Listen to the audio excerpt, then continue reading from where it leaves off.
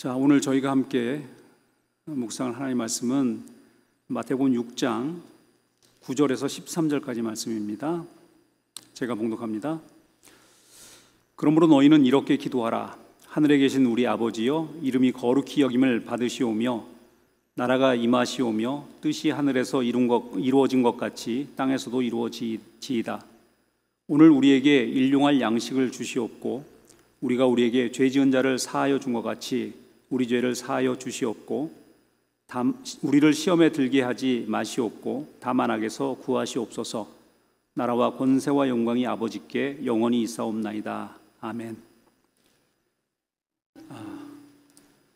저희가 계속해서 우리 주기도문의 말씀을 묵상하고 있는데, 이 주기도문은 사실상 예수님을 따르는 사람들의 정체성이 무엇인지를 우리에게 규명하는 동시에 이 예수 그리스도를 따르는 사람들이 하나님과의 관계 속에서 어떤 삶의 자세를 가지고 살아야 하는지를 구체적으로 말씀해 주시는 그런 내용이 됩니다. 그래서 이 주기도문은 하나님께 드리는 간구임과 동시에 그러한 하나님 앞에서 우리가 어떤 자세로 살아갈 것인가를 약속하는 약속의 내용이기도 합니다. 이런 차원에서 주기도문을 이해하셔야 합니다. 오늘은 저희가 크게 두 가지 내용만 좀 살펴보도록 그렇게 하겠습니다. 먼저 첫 번째로는 오늘 우리에게 일용할 양식을 주시옵고 라는 내용과, 두 번째로는 우리가 우리에게 죄 지은 자를 사하여 준 것 같이 우리 죄를 사하여 주시옵고 라는 그 두 가지 내용입니다.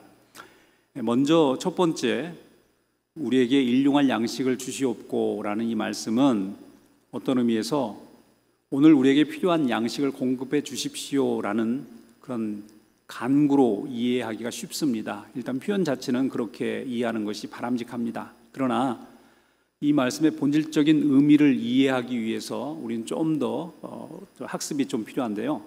이 말씀이 배경이 되는 말씀은 출애굽기 16장의 말씀입니다. 일용할 양식이라고 하는 것은 거의 수거적으로 이스라엘 백성들에게 있어서는 만나를 의미하는 그런 내용입니다. 그래서 만나의 내용이 나오는 출애굽기 16장의 내용을 살펴봄으로써 이 기도의 내용이 무엇인지를 저희가 좀 묵상하는 그런 시간이 되었으면 좋겠습니다.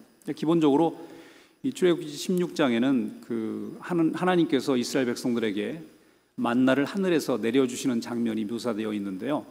이것을 16장 4절 말씀에 하나님께서 무엇을 말씀하셨냐면, 때에 여호와께서 모세에게 이르시되 보라, 내가 너희를 위하여 하늘에서 양식을 비같이 내리리니 백성이 나가서 일용할 것을 날마다 거둘 것이라. 이같이 하여 그들이 나의 율법을 준행하나 아니하나 내가 시험하리라. 한마디로 말해서 이것을 시험이라고 표현합니다. 어떤 것을 시험하느냐? 하나님께서 일용할 것을 주신다고 약속하셨는데 그것을 믿느냐 그렇지 못하느냐를 시험하신다라는 그런 의미가 되겠습니다.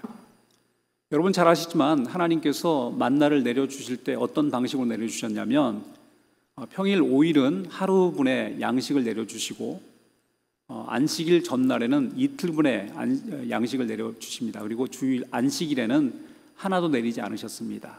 그런데 평일날 나가서 하루치 일용할 양식을 거두어 오면 문제가 없었는데, 욕심에 의해서 더 많은 양식을 거두어왔을 경우에 그 양식이 냄새나고 부패해서 먹을 수가 없게 됩니다.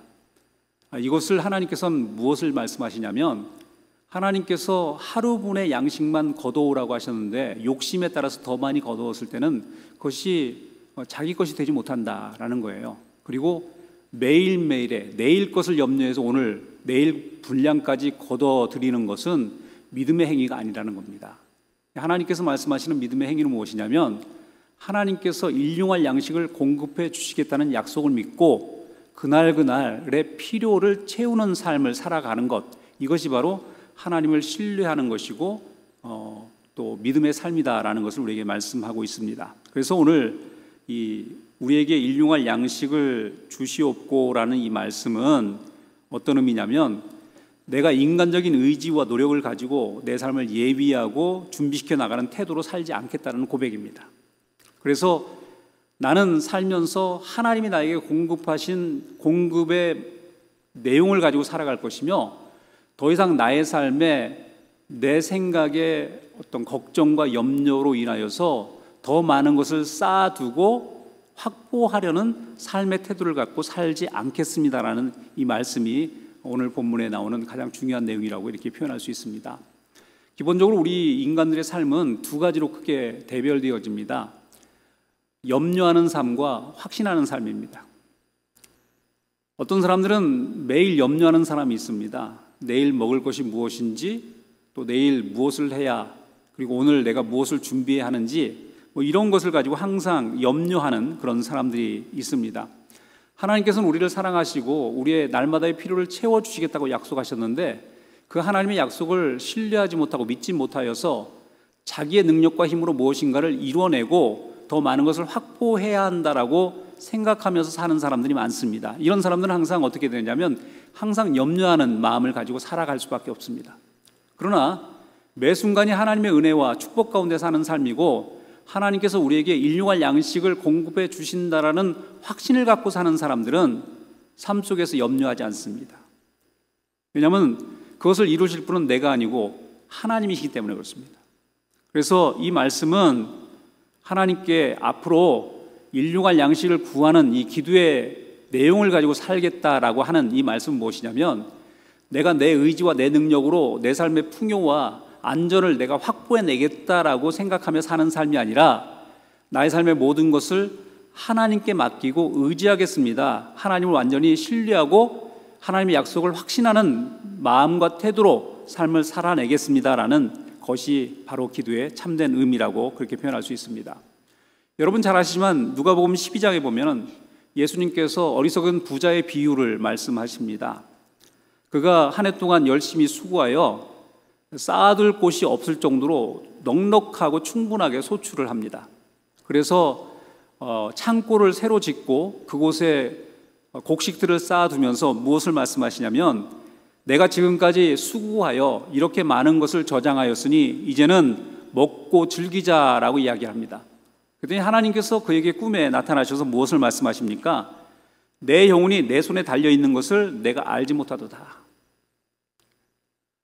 너는 내 생각에 네가 이렇게 많이 확보했으므로 이제 내 삶을 즐기고 먹고 즐기자라고 생각할지 모르겠지만, 인간의 생사를 주장하시는 하나님께서 너의 생명은 여기까지라고 주장하시면 하신다면 더 이상 우리는 아무것도 누릴 수 없는 존재가 됩니다. 우리는 우리의 계획과 우리의 힘으로 우리의 인생을 계획하고 실천하고 이렇게 생활해 간다고 생각할지 모르겠지만, 하나님께서 우리에게 그러한 것을 허락하지 않는다면 어느 누구도 그러한 삶을 누릴 수가 없는 겁니다. 그래서 우리는 하나님께 우리의 모든 것을 맡기고 말씀에 순종하는 삶을 살아가는 것이 가장 현명하고 지혜로운 삶이라고 말씀할 수 있습니다. 그래서 오늘 본문에서 오늘날 우리에게 일용할 양식을 주옵소서라고 기도할 때 우리가 무엇을 함께 기도하는 거냐면, 하나님, 내가 하나님께 모든 것을 맡깁니다. 하나님을 의지합니다. 순종하고 하나님께서 나의 삶에 함께 하실 것을 확신합니다 라는 그 마음의 고백이 이 기도 속에 담겨 있는 것이라고 그렇게 표현할 수 있습니다. 자, 그리고 나서 두 번째로, 우리가 우리에게 죄 지은 자를 사하여 준 것 같이 우리 죄를 사하여 주시옵고 라는 이 말씀입니다. 이것은 사실 문장 자체를 보면 조건적으로 되어 있습니다.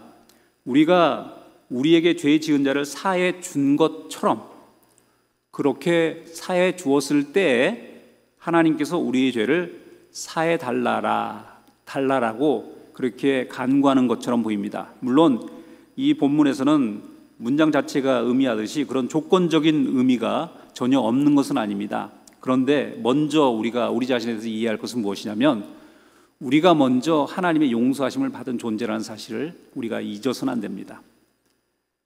그리고 사실 이 본문의 말씀은 그러한 용서를 받은 자가 우리의 삶 속에서 형제를 용서하는 삶으로 살아가지 않는다면 어떤 의미에서 참된 용서함을 받은 자의 삶의 태도가 아니다는 사실을 우리에게 먼저 말씀하시는 그런 내용이라고 표현할 수 있습니다. 여러분, 우리는 죄인입니다. 근데 하나님께서 우리에게 은혜를 공급하셔서 구원받게 하시고 하나님께 예배하는 존재로 우리를 변화시켜 주셨습니다. 그리고 그 변화되어진 존재로서 이제는 우리의 힘과 능력을 가지고 삶을 살아가겠다라고 생각하지 않고 하나님의 능력의 공급하심을 따라 순종하며 확신하며 삶을 살아가겠습니다라고 고백하는 자로 우리가 삶을 살아가는 것입니다.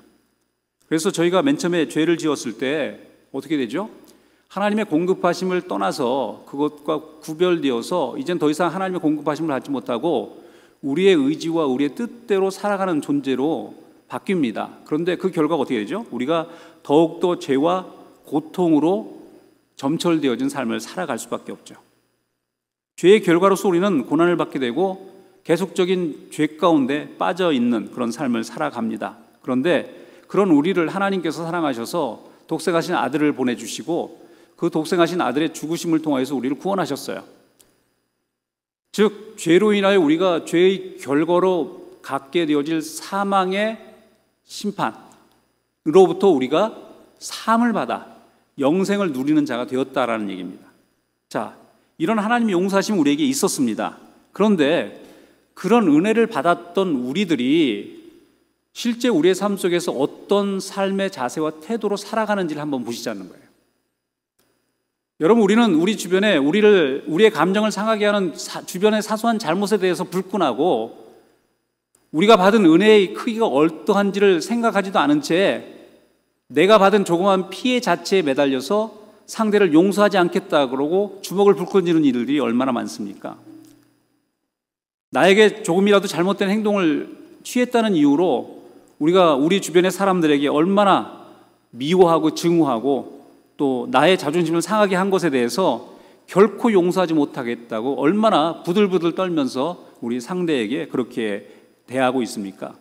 여러분, 이런 식의 삶의 자세를 갖고 사는 사람들은요, 우리가 받은 은혜의 크기가 얼마나 큰지, 하나님께서 우리를 어떠한 긍휼로 사랑하셔서 정말 죄로 인하여 죽을 수밖에 없었던 우리들을 사하시고 용서의 자리로까지 인도하셨는지를 망각한 채 살아가는 사람들의 자세만이 이런 태도로 나타날 수 있다는 것을 우리가 기억합니다. 여러분, 우리가 좀 더 우리가 받은 은혜와 긍휼의 크기를 이해한다면 우리는 그런 자세로 삶을 살아갈 수가 없습니다. 우리는 조그만 우리의 삶에 문제가 있어도 하나님께 원망하고 불평하는 삶의 자세를 갖고 있는데 우리가 받은 은혜의 크기가 지금까지 받은 은혜의 크기가 어떠한지를 우리가 안다면 우리는 그런 식으로 하나님께 불평하고 원망할 수가 없습니다. 그런데도 우리는 꾸준하게 하나님께 불평하고 원망할 뿐만 아니라 우리 주변의 사람들에게 끊임없이 분노하고 비난하고 미워하는 삶의 태도를 가지고 살아가고 있어요. 여러분, 성경은 우리에게 이렇게 말씀하십니다. 로마서 5장 8절 말씀 보니까 우리가 아직 죄인 되었을 때 하나님께서 우리를 위하여 죽으심으로 하나님께서 우리에 대한 자기의 사랑을 확증하셨느니라. 또 로마서 8장 1절에도 그러므로 이제 그리스도 예수 안에 있는 자에게는 결코 정죄함이 없나니 이는 그리스도 예수 안에 있는 생명의 성령의 법이 죄와 사망의 법에서 너를 해방하였습니다. 그리고 로마서 8장 33절에도 누가 능히 하나님의 택하신 자들을 송사하리요 의롭다 하신 이는 하나님이시니 누가 정죄하리요, 이렇게 말합니다. 이것이 우리가 받은 구원의 상태입니다. 하나님이 우리를 이미 용서하셔서 다시는 정죄치 않으시겠다고 약속하셨어요. 이런 엄청난 용서와 사랑을 받은 자들이 우리들입니다. 그런데 그가 그런 엄청난 사랑과 용서를 받은 우리가 우리의 삶 속에서 이웃의 조그만 잘못에 대해서 분노하고 미워하면서 저주하는 모습으로 살아간다면 우리는 하나님의 용서의 크기가 어떠한지를 전혀 인식하지 못한 채 살아가는 그런 존재에 불과하다는 것을 우리가 기억해야 할 필요가 있습니다. 그래서 하나님은 우리에게 말씀하시기를 너희는 용서받은 존재이므로 용서를 실천하며 살아라 라고 하시는 거예요. 너희가 받은 용서의 크기가 어떠한지를 너희가 자각한다면 너희는 삶 속에서 그렇게 증오와 미움의 태도를 가지고 살아갈 수 없다. 너희는 반드시 용서하는 자의 삶을 살아갈 수밖에 없다라고 말씀하시는 겁니다. 여러분 실제의 삶 속에서 얼마나 용서를 실천하고 있죠? 여러분 잘 아시는 예수님의 비유 속에 1만 달란트 탕감받은 자의 비유, 여러분 잘 아시지 않습니까? 기본적으로 그는 주인에게 1만 달란트나 되는 엄청난 빚을 탕감받은 사람입니다. 그런데 그가 그 임금의 낯을 떠나서 나갔을 때 자기에게 빚진 100데나리온 빚진 동관 하나를 만날 때 그의 멱살을 잡고 네가 그 빚을 홀이라도 갚기 전에는 감옥에서 나오지 못할 것이다라고 어두운 데 쳐넣습니다. 바로 이러한 태도가 우리들의 모습이라는 예수님의 어떤 우리를 향한 경고의 말씀이 바로 그 비유의 말씀이라고 저는 생각합니다. 애초부터 비유가 그가 100데나리온을 빚진 사람을 용서해 줬기 때문에 임금이 1만 달란트를 탕감해 줬다는 얘기가 아니지 않습니까? 이미 임금께 1만 달란트나 되는 엄청난 빚을 탕감받은 자의 삶이 이웃의 100데나리온 빚진 자를 용서하지 못하는 삶으로 나타나서는 안 된다라는 말씀을 우리에게 말씀하시는 그런 내용입니다. 여러분, 우리가 참으로 용서하는 삶을 살아갈 때요, 우리가 확신할 수 있는 것은 무엇이냐면, 내가 하나님의 자녀구나라는 확신을 갖고 살아갈 수가 있습니다. 용서는 하나님의 성품 중에 가장 중요한 성품이라고 저는 생각합니다. 그런데 내가 실제 삶 속에서 정말 쳐다보기도 고통스러운 그런 사람들을 만나서 용서를 실천하는 태도로 나아가기 시작했을 때, 내 속에 하나님의 성품이 자리 잡고 있구나를 그때서야 비로소 느끼게 되는 것입니다. 그래서 우리가 용서의 삶을 실천할 때는요, 우리의 어떤 신앙의 삶이 한층 더 업그레이드 되는 것을 저희가 발견할 수 있습니다. 그래서 여러분의 삶 속에 혹시나 여러분의 현재의 신앙생활이 좀 밋밋하고 힘드시다면 사실 이 시간에 여러분이 결단하셔야 합니다. 혹시나 내가 미워하는 어떤 사람들, 아직도 미움의 감정을 갖고 대하고 있는 사람들이 있다면 그 사람에게 하나님의 용서의 마음으로 용서를 실천할 수 있는 삶을 살아서 하나님의 인격의 풍성함이 내 속에 확장되어질 때 우리는 삶의 밋밋함과 무미건조한 삶을 극복할 수 있는 사람이 됩니다. 바로 이것이 우리에게 요구되어지는 것입니다. 여러분, 용서라고 하는 것은 사실은 저는 이렇게 생각합니다. 자기 자신을 위해서도 용서해야 한다고 생각해요. 우리가 마음속에 사람에 대한 분노를 갖고 있다면 제일 고통스러운 것이 저예요. 저도 항상 그 마음속에 분노하는 사람이 있겠죠. 그런 사람을 볼 때마다 때로는 말씀에서 받은 은혜가 다 사라져버리는 것을 느낍니다. 내 삶에 여유도 없어지고 분노로 인하여서 정상 이성적인 어떤 결론을 도출해낼 수도 없고 분노라는 감정에 휩싸여서 내 삶이 엉망진창이 되는 것을 많이 발견합니다. 그런데 우리가 용서하는 삶을 실천하게 될 때 우리는 비로소 우리 자신의 어떤 진정한 모습들로 돌아갈 수 있고 하나님이 주시는 어떤 풍성한 은혜를 누리는 삶으로 다시 전환되어지는 것을 저희가 발견할 수 있습니다. 그래서 저희가 용서하는 것은 너무나 우리에게 필요하다라고 생각합니다. 세상에 수많은 고통이 있지만 용서하지 못하고 원수처럼 생각하는 사람이 내 주변에 있다는 것처럼 우리를 힘들게 하는 것은 없습니다. 우리가 육체적인 질병은요, 어떤 의미에서 잠깐 쉬면 됩니다. 그러나 마음의 질병은요, 우리 스스로 그것을 해결하기 전까지는 견딜 수 없는 고통으로 우리에게 남습니다. 그래서 여러분, 오늘 이 말씀을 들으면서 다시 한번 돌아보시길 바랍니다. 혹시 여러분의 삶 속에서 용서치 못하고 여전히 분노의 감정으로 대하고 있는 사람들이 있다면 오늘 이 주기도문의 말씀에 기초로 해서 먼저 용서하는 자가 되기를 간절히 원합니다. 우리는 하나님을 따르는 하나님의 제자들이고 예수를 따르는 제자들입니다.